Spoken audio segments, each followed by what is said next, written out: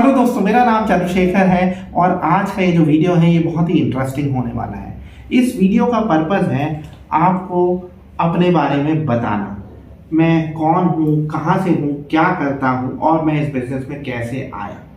आपके इन सब सवालों को पूछने के लिए मेरे साथ मौजूद है मेरी पुरानी सहयोगी और दोस्त अर्चना शर्मा। अर्चना और हमने लोकसभा टीवी में एक साथ काम किया है और अर्चना के भी सिमिलर सवाल हैं मेरे बारे में, हमारे बिजनेस के बारे में, और मैं चाहूँगा कि अर्चना अपने भी सवाल पूछे और साथ ही जो हमारे ऑडियंस के सवाल हैं वो भी पूछें। तो अर्चना कैसी हैं आप, बताइए प्लीज़। मैं अच्छी हूँ शेखर, एंड थैंक यू। मैं काफ़ी समय से सोच रही थी कि आपसे थोड़ा वक्त लूँ, क्योंकि मैं समझ सकती हूँ आप व्यस्त हैं आपके नए स्टार्टअप की वजह से। आई टोटली अंडरस्टैंड, बट मुझे ऐसा लगा कि मैं आपसे थोड़ा वक्त लूँ और मेरे मन में भी कई सारे सवाल थे जो मैं आपसे पूछूँ।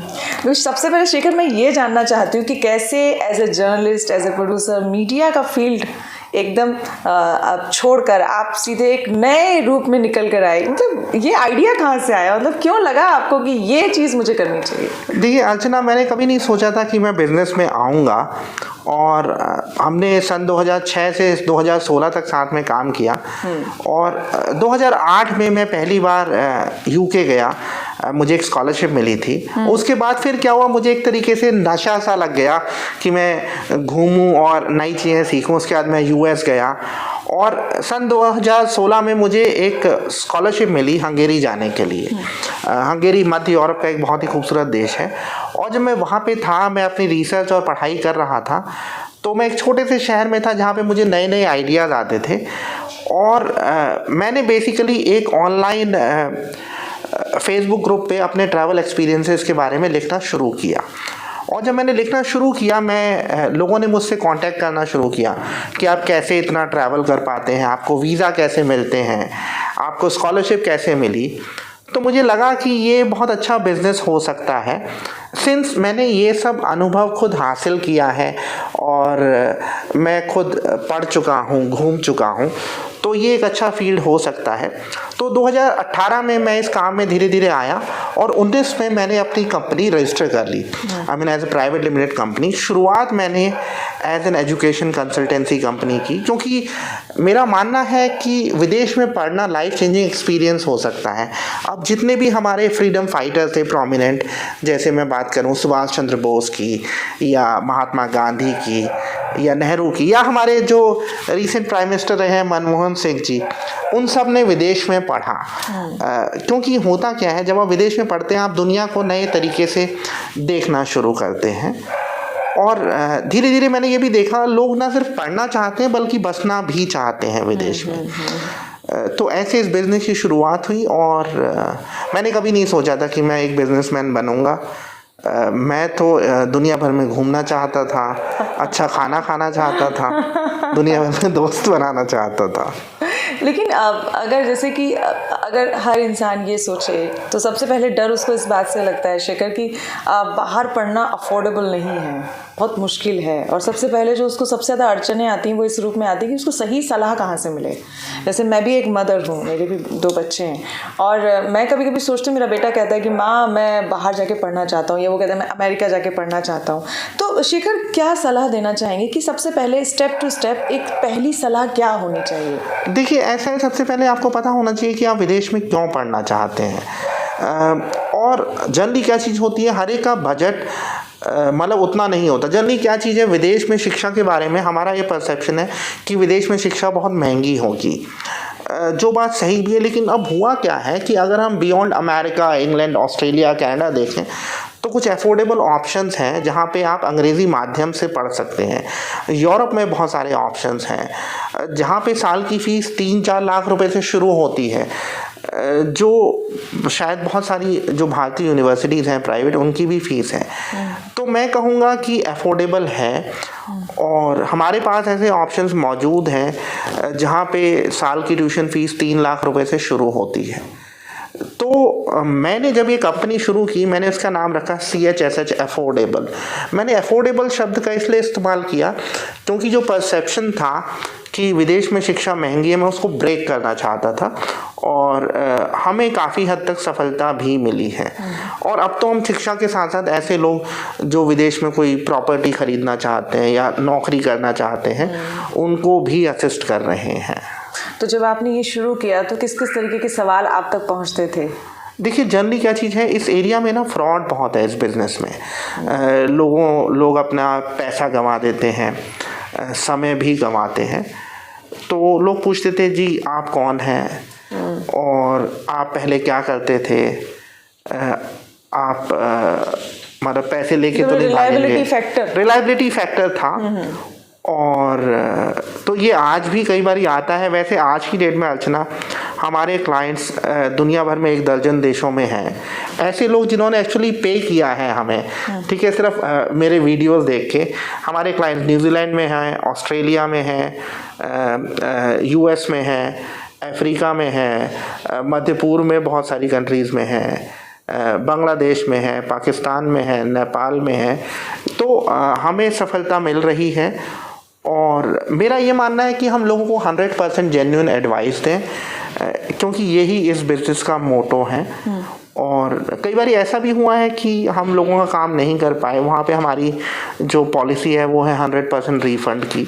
क्योंकि देखिए हम आपका समय तो नहीं वापस कर सकते हैं, लेकिन हम ये कोशिश करते हैं कि अगर हम कुछ नहीं कर पाते हैं तो हम आपसे क्यों चार्ज करें, तो इसलिए हम रिफंड भी करते हैं। बहुत इंपॉर्टेंट बात है शेखर जो आपने अपनी बात में बोला कि आप रिफंड भी करते हैं मनी अगर उनको वहाँ पर एजुकेशन नहीं हो पाई। हाँ, एजुकेशन नहीं हो पाई या सपोज करिए उनका एडमिशन नहीं हो पाया। कई लोग हमें ना करियर के लिए करते हैं कि भाई हम वहाँ पे जॉब चाहते हैं, अगर हम नहीं कर पाते हैं उनका काम या हम कुछ नहीं डिलीवर कर पाते हैं तो हम रिफंड देने में भी पीछे नहीं हटते हैं। तो नॉर्मली शिखर आपकी टीम काम कैसे करती है?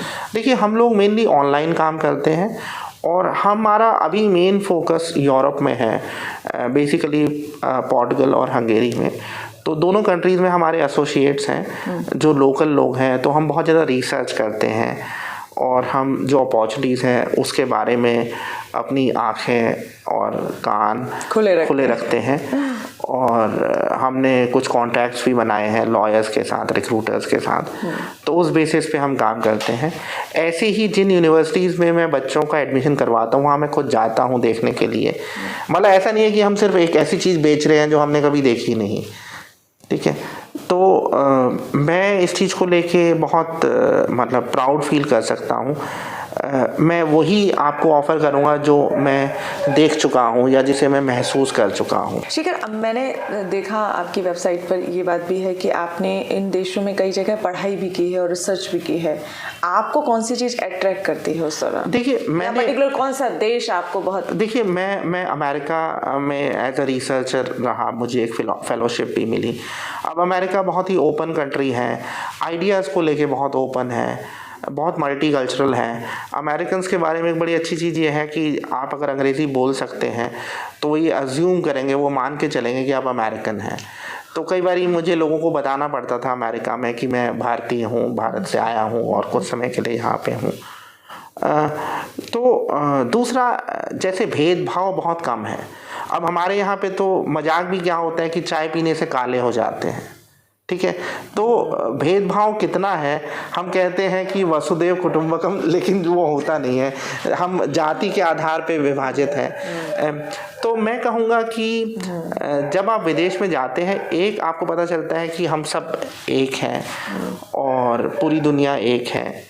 तो ये आइडियाज़ डेवलप हुए और अपॉर्चुनिटीज़ तो हैं ही, अपॉर्चुनिटीज़ तो हैं। शिखर, ऐसा भी होता है जैसे नॉर्मली अगर आप किसी से भी पूछें कि आप किस देश में पढ़ाई करना चाहते हैं या पढ़ाई के लिए किस देश को प्रेफर करेंगे, तो नॉर्मली जो गिने चुने कुछ नाम हमारी ज़ुबान पे होते हैं, Canada, America, Britain, even Australia और मतलब ये सब चीज़ें।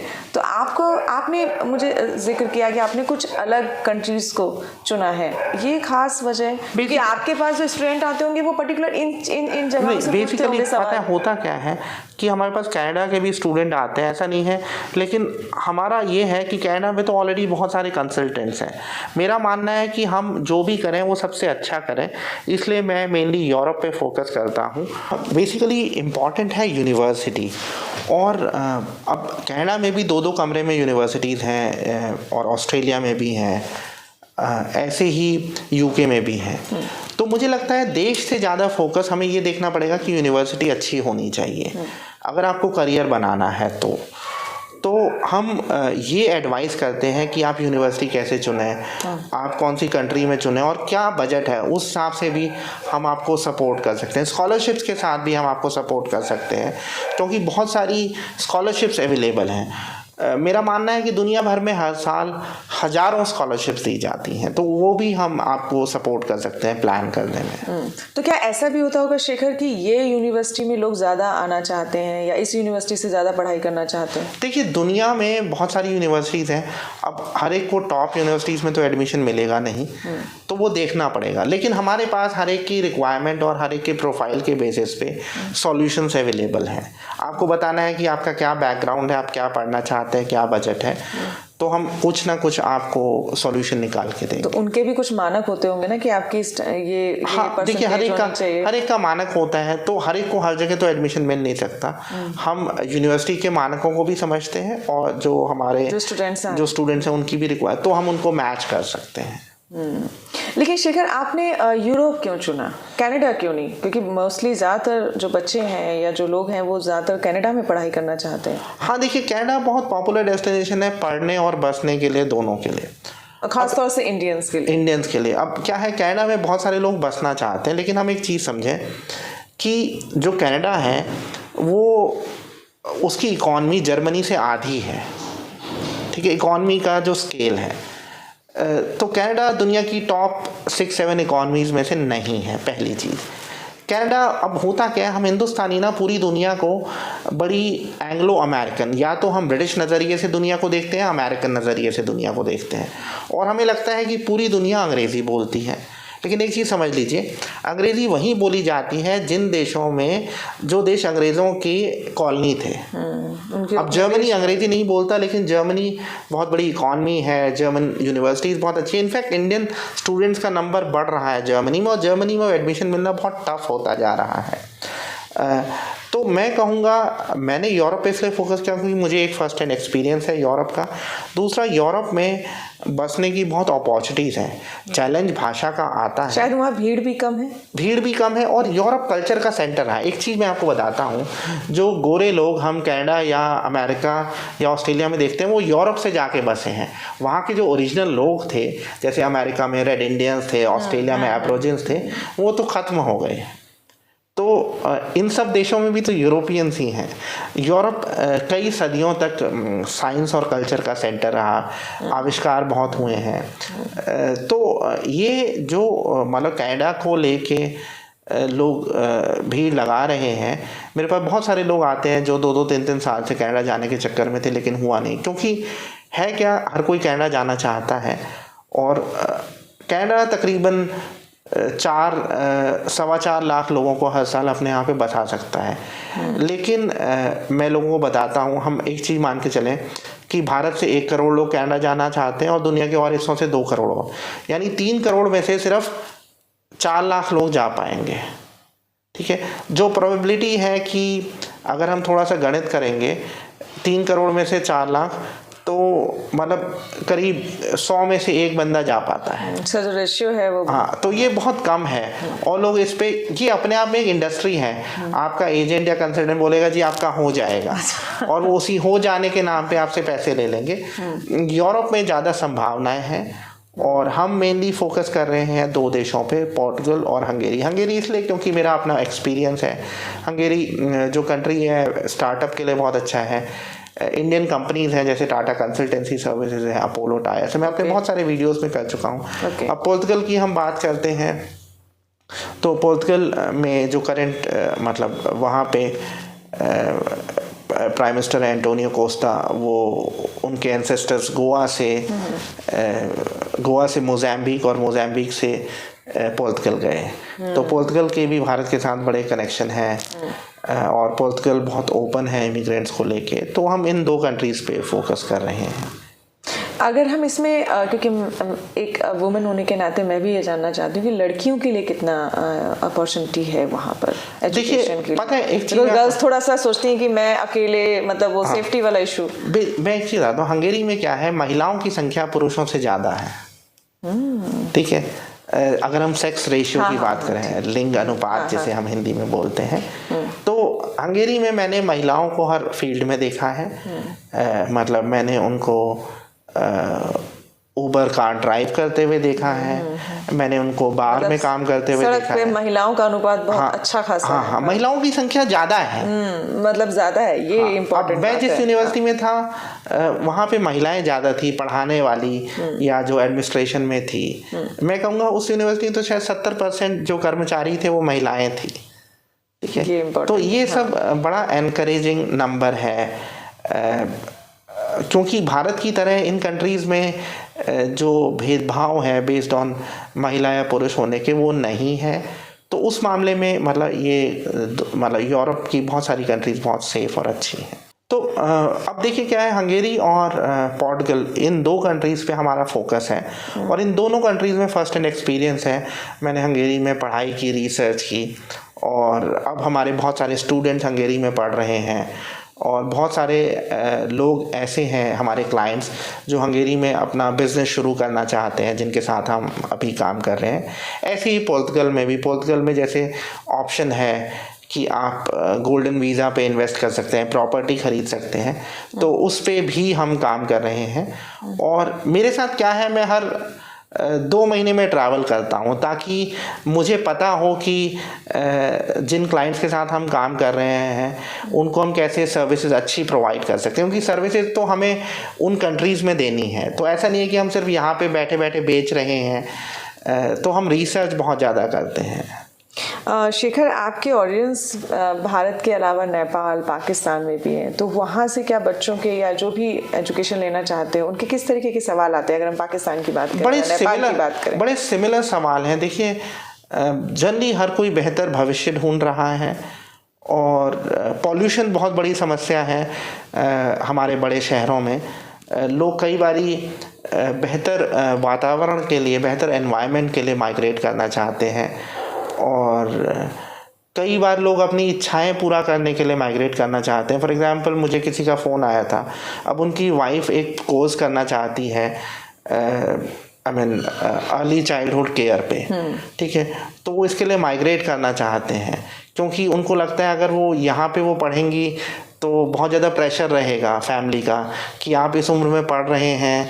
तो लोगों के अलग अलग रीजंस हैं माइग्रेट करने के। अच्छा शेखर, आप अपने ट्रैवल एक्सपीरियंस के बारे में कुछ शेयर करना चाहेंगे? देखिए, मुझे ट्रैवल करने का बड़ा शौक़ है। ट्रैवल करने का मतलब मैं हमेशा ये सोचता रहता हूँ कि अब मैं कहाँ ट्रैवल करने वाला हूँ। अगर मैं वैसे नहीं ट्रैवल कर रहा होता तो मेरा दिमाग ट्रैवल कर रहा होता है। तो अभी तक मैं करीब 30 देशों की यात्रा कर चुका हूँ, मतलब अफ्रीका में भी, मिडल ईस्ट में, एशिया में और अमेरिका में। अमेरिका मैंने बहुत फ्रीक्वेंटली ट्रैवल किया है और ये बेसिकली संभव हो पाया, मुझे बहुत सारी स्कॉलरशिप्स मिली। जैसे 2008 में मुझे पहली बार कॉमनवेल्थ ब्रॉडकास्टिंग एसोसिएशन की एक स्कॉलरशिप मिली। फिर 2012 में मैं एक स्कॉलरशिप पे यूक्रेन गया जो इन्वेस्टिगेटिव जर्नलिस्ट के लिए थी। ऐसे ही 12 में एक और स्कॉलरशिप थी एक यूनिवर्सिटी में अमेरिका की, जिससे मैं गया। और फिर 13 में मुझे एक ऑर्गेनाइजेशन ने फुल टाइम रिसर्चर के लिए एक स्कॉलरशिप दी। फिर 2017 के शुरू में मुझे एक स्कॉलरशिप मिली, वो मेरी लास्ट स्कॉलरशिप थी, क्योंकि अब मैं स्कॉलरशिप लेके थक चुका हूँ। अब मुझे लगता है कि मुझे लोगों को बताना चाहिए कि स्कॉलरशिप उनको कैसे मिल सकती है। और तो अब मैं मतलब इसी काम में हूँ। हम लोगों को असिस्ट कर सकते हैं स्कॉलरशिप एप्लीकेशन में, और अगर वो स्कॉलरशिप के लिए एलिजिबल नहीं है तो एडमिशन में। तो ये सब हम कर रहे हैं और इनफैक्ट अभी भी मैं ट्रैवल कर रहा हूँ और आने वाले टाइम में जब पेंडेमिक थोड़ा सा कम होता है तो मैं और कंट्रीज ट्रैवल करना चाहूँ। शिखर, मैं एक चीज़ और जानना चाहूँगी आपसे कि अगर किसी को स्कॉलरशिप चाहिए तो उसके लिए वो क्या करे? देखिए, स्कॉलरशिप के लिए सबसे ज़्यादा ज़रूरी है कि एक तो आपका एकेडमिक या प्रोफेशनल रिकॉर्ड अच्छा होना चाहिए। दूसरा क्या है, स्कॉलरशिप्स बहुत सारी कंट्रीज़ देते हैं।